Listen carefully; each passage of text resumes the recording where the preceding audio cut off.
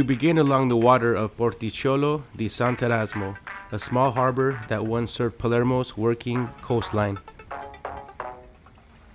The stone seawalls and calm water here reflect the city's maritime roots, fishing, trade, and daily movement long before tourism reshaped the waterfront.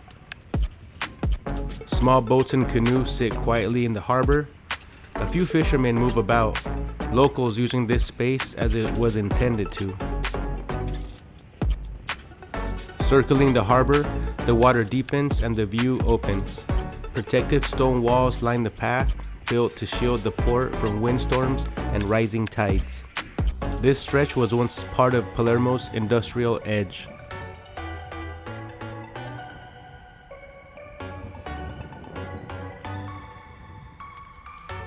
Back on the bike, the route follows a boardwalk-style path with a sea to the right. The water here turns dark blue, deeper, cleaner, and the city fades slightly behind. The path softens into a pedestrian route. Couples walk slowly, and the sound of waves replaces traffic, and the coastline becomes the main presence.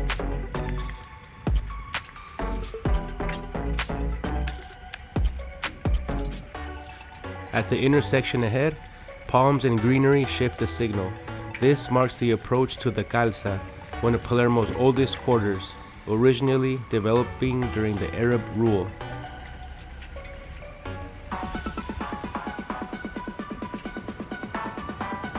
Cycling through landscape paths and across the street, arches and stone buildings appear.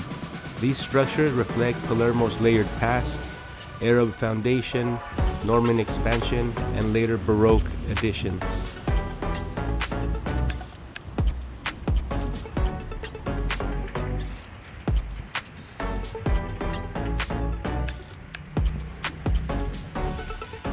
Soon, we arrive at the Chiesa di Santa Teresa, Kalsa.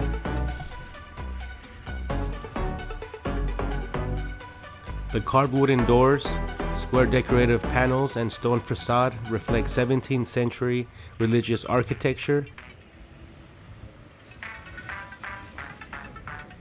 Across the street from here, cafes and daily life continue. Sacred spaces and the neighborhood rhythm sharing the same ground.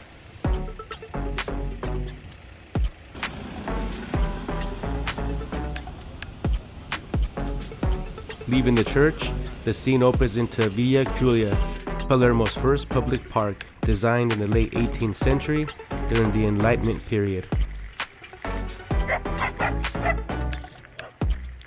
This park was created to offer structured green space to the public, a radical idea at that time. Small domed pavilions appear at the center, spaces intended for conversation, music, and gatherings.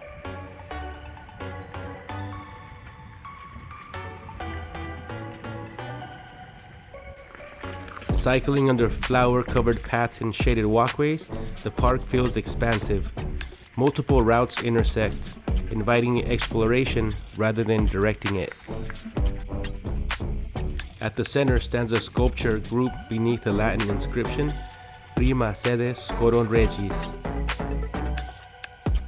The surrounding statues represent allegorical figures, strength, reason, and governance.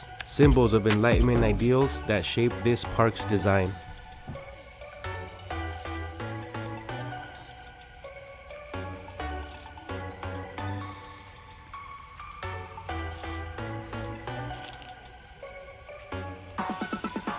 Exiting the gardens, we re-enter residential streets, quieter now, less formal. The transition is deliberate, from planned space back to lived city. Final stop is the Chiesa di San Francesco, Saverio, also known as the Church of St. Francis Xavier. The facade features spiral columns, sculptured saints, and a monumental doorway, hallmark of Sicilian Baroque architecture. This marks the end of this journey, and I want to thank you for joining me today, and I hope you learned something new. We will catch you on the next episode. Make sure to hit the subscribe button. Thank you.